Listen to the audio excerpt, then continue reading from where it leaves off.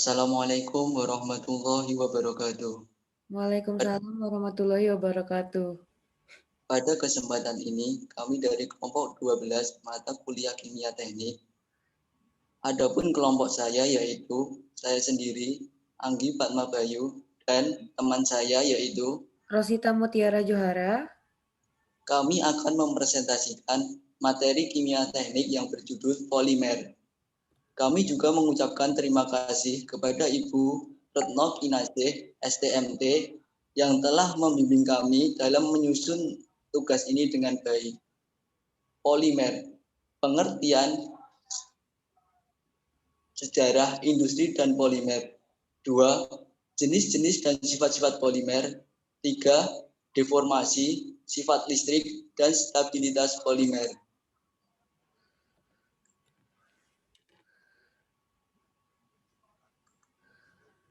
Pengertian polimer. Polimer adalah molekul besar yang tersusun secara berulang dari molekul-molekul kecil yang saling berikatan. Polimer mempunyai massa molekul relatif sangat besar, yaitu sekitar 500 sampai 10.000 kali berat molekul unit ulangnya. Istilah polimer berasal dari bahasa Yunani, pos yang artinya banyak dan meros yang artinya bagian, yang berarti banyak bagian atau banyak monomer. Polimer merupakan molekul besar atau makromolekul yang terbentuk dari susunan unit ulang kimia yang terikat melalui ikatan kovalen. Unit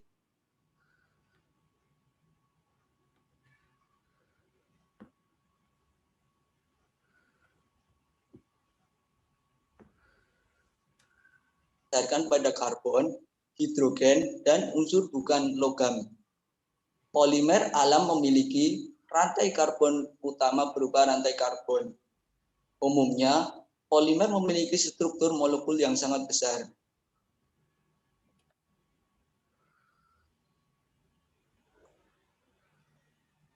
Sejarah dari polimer. Polimer pertama kali digunakan oleh kimia Swedia pada tahun 1833. Sepanjang abad ke-19, para ilmuwan bekerja dengan makromolekul tanpa memilih suatu pengertian yang jelas mengenai strukturnya. Sebenarnya, beberapa polimer alam yang termodifikasi telah dikomersilkan, sebagai contohnya selulosa nitrat dipasarkan di bawah nama-nama seluloid dan gunsoton.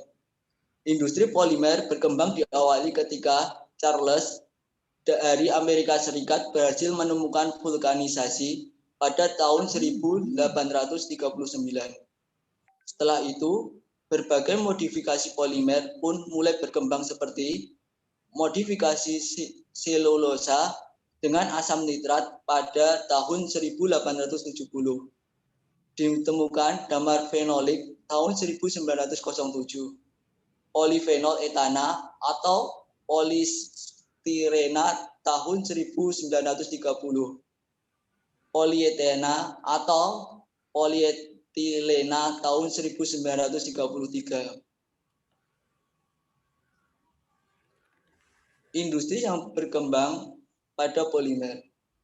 Penggunaan polimer pada bidang industri begitu besar, seperti yang digunakan dalam industri rumah, tangga, otomotif, pesawat terbang, dan lain sebagainya. Penggunaan polimer sudah berlangsung berabad-abad yang lalu dalam bentuk aspal, minyak bumi, damar, permen karet, dan lain-lainnya. Sedangkan perkembangan industri polimer modern sendiri baru dimulai pada masa revolusi industri. Ini berawal sekitar akhir 1830-an. Ketika Charles berhasil membuat sebuah karet alami yang bermanfaat melalui proses vulkanisasi.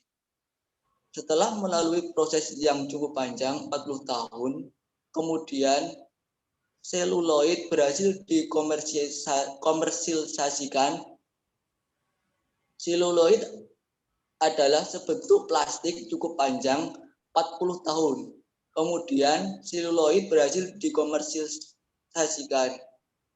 Seluloid adalah sebentuk plastik keras dari nitroselulose pada tahun 1830. Bini, neprone, polystyrene, dan nilon mulai diperkenalkan, dan ini awal keberhasilan berbagai penelitian dalam hal polimer yang harus berkembang hingga saat ini. Selanjutnya adalah jenis dan sifat-sifat polimer. Jenis polimer berdasarkan asalnya. Yang pertama, ada polimer sintetis, biasanya berbentuk dari proses polimerisasi adisi. Yang kedua, ada polimer sintetis, yaitu polimer yang dibuat oleh manusia dan sering ditemukan pada kehidupan sehari-hari. Contohnya serat, plastik, dan serat buatan. Yang ketiga, polimer semisintesis, yaitu polimer yang diperoleh dari hasil modifikasi polimer alam dan bahan kimia. Contohnya selulosa asetat. Untuk yang terakhir, ada polimer alam, yaitu polimer yang secara alami tersedia di alam. Contohnya yaitu ada karet, selulosa, protein, dan amilum. Biasanya polimer ini berbentuk dari proses kondensasi. Jenis polimer berdasarkan jenis monomer. Yang pertama ada homopolimer atau disebut juga dengan polimer linear, yaitu polimer yang tersusun atas monomer yang sama atau sejenis. Misalnya polivinil klorida adalah polimer yang mengandung monomer yang sama, yaitu vinil klorida. Yang kedua ada copolimer, yaitu polimer yang tersusun atas polimerisasi monomer yang berbeda jenis berbentuk suatu polimer. Contohnya adalah nilon 66 yang terbentuk dari polimerisasi adipat dan heksametilen diamin. Selanjutnya, jenis polimer berdasarkan sifat terhadap sifat kepanasan atau kekenyalan. Di sini ada sifat termoplastik, yaitu polimer yang melunak bila dipanaskan dan dapat dibentukkan ulang. Termoplastik mempunyai gaya intermolekuler yang sedang. Jadi molekul termoplastik jika mempunyai struktur linear bertekstur keras, sedangkan jika bercabang akan lunak. Pada saat dipanaskan, termoplastik akan menjadi lembut dan kembali mengeras saat didinginkan. Yang kedua, elastomer, yaitu polimer yang dapat mulur jika ditarik, tapi akan kembali seperti semula jika gaya tarik ditiadakan. Mempunyai gaya tarik paling lemah. Bentuk elastomer adalah amorf dengan derajat elastisitas tertinggi. Yang ketiga, jenisnya di sini ada thermosetting, yaitu polimer yang tidak melunak bila dipanaskan, sehingga tidak dapat dibentuk ulang. Tidak seperti termoplastik, termoset dapat mengalami perubahan komposisi kimia saat mengalami pemanasan. Jika dipanaskan, termoset akan mengeras dan tidak bisa lembut seperti sedia kala. Untuk selanjutnya ada jenis polimer berdasarkan kegunaannya. Yang pertama ada polimer komersial, yaitu polimer yang disintesis dengan biaya murah dan diproduksi dalam jumlah yang banyak. Yang kedua, yang dinamakan polimer teknik, yaitu polimer yang memiliki sifat unggul dan harganya mahal. Dan yang ketiga, ada polimer dengan tujuan khusus, yaitu polimer yang memiliki sifat keunggulan dan sengaja dibuat untuk kepentingan khusus. Untuk selanjutnya, jenis polimer berdasarkan bentuk susunan rantainya.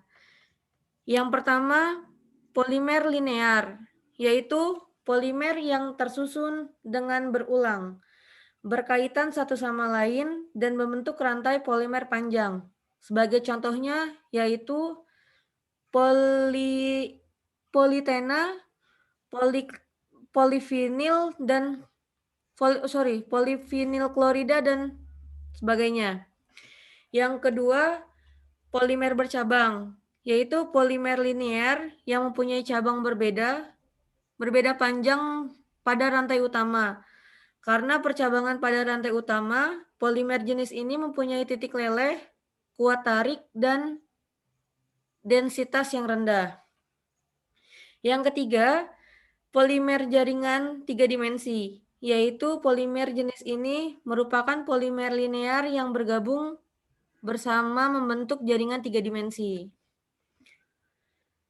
Untuk selanjutnya, ada lagi jenis polimer berdasarkan pembentukannya. Di sini bisa terlihat untuk jenis yang pertama ada polimer adisi, yaitu polimer yang terbentuk karena molekul monomer yang berkaitan rangkap bergabung dengan yang lain, tidak menghasilkan sufing. Contohnya sebagai berikut, bisa dilihat gambarnya. Dan untuk yang kedua ada polimer kondensasi, yaitu apabila monomernya bergabung dan membebaskan molekul sederhana, misalnya air. Contohnya di sini juga ada contoh perhitungannya yang bisa dibaca sendiri. Untuk selanjutnya, jenis polimer berdasarkan jumlah lantai karbonnya. Yang pertama ada 1 sampai 4 itu gas, yaitu LPG dan LNG. Yang kedua ada 5 sampai 11 cair, yaitu bisa disebut bensin. Yang ketiga ada 9 sampai 16 cairan dengan viskositas rendah. Yang selanjutnya 16 sampai 25 cairan dengan viskositas tinggi, yaitu oli, gemuk. Selanjutnya 25 sampai 30 itu padat, contohnya adalah parafin dan lilin. Untuk yang selanjutnya ada 1000 sampai 3000 plastik, yaitu polisitiren dan politilen. Sifat-sifat polimer.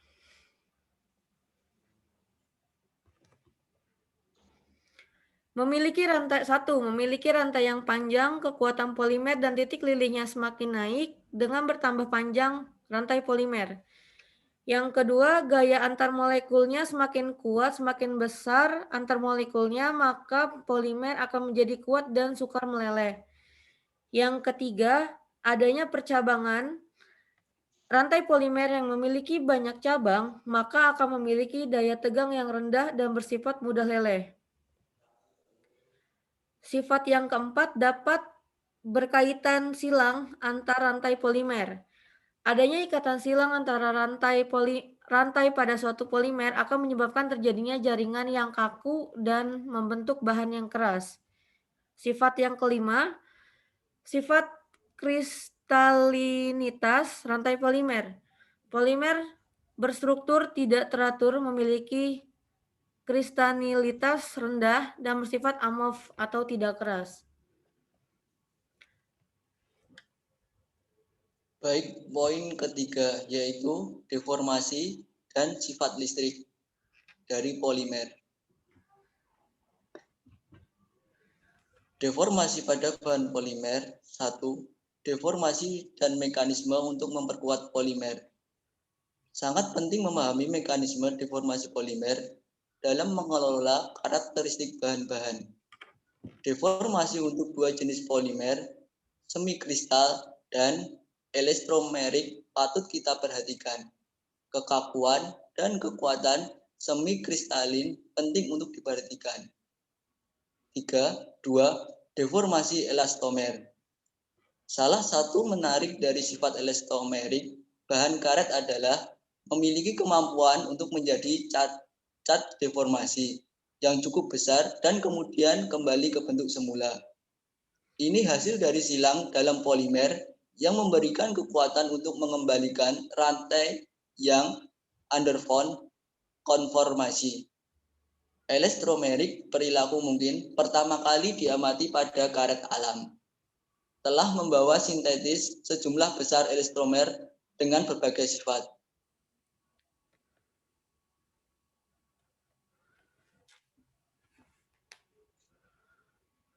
3. Deformasi polimer semikristal. Banyak polimer semikristal dalam bentuk pool memiliki struktur spherulitik yang terdiri dari banyak rantai pita dilipat atau lamel yang memancar keluar dari pusat. Mekanisme deformasi elastis polimer yang relatif rendah terjadi pada tingkat stres pada kurva tegangan dan regangan. Terjadi deformasi elastis untuk semikristal merupakan hasil dari rantai polimer molekul dalam daerah amorf. Sedangkan mekanisme deformasi plastik, transisi dari elastis ke deformasi plastis, terjadi pada tahap 3. Deformasi semikristal tarik polimer menghasilkan struktur yang sangat berorientasi. Proses orientasi ini disebut sebagai menggambar dan umumnya yang digunakan untuk memperbaiki sifat mekanik polimer, serat, dan film. Selama deformasi yang subtilitas perubahan bentuk untuk tingkat moderat dari elongasi, namun untuk deformasi besar maka struktur serulitik hampir hancur. Jika deformasi dihentikan pada suatu tahap dan spesimen dipanaskan ke suhu tinggi, titik lelehnya dekat.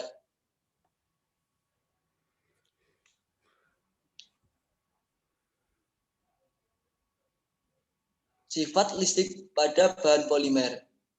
Polimer semikonduktif dan konduktif adalah polimer terkonjungsi yang menunjukkan perubahan ikatan tunggal dan ganda antara atom-atom karbon pada rantai utama polimer.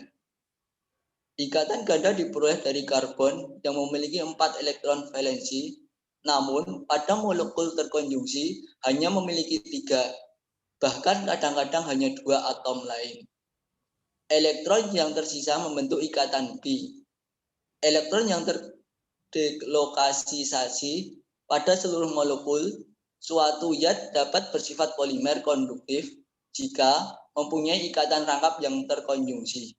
Contoh dari polimer terkonjungsi adalah plastik tradisional, sedangkan polimer konduktif antara lain polyastilen, polyopen, dan lain-lain.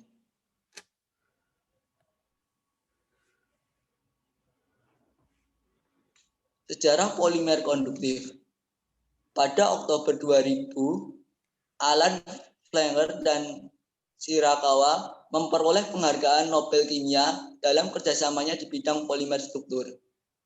Sifat dan mekanisme yang unik dan atraktif, penemuan polimer yang dapat menghantarkan arus listrik dikenal dengan polimer konduktif.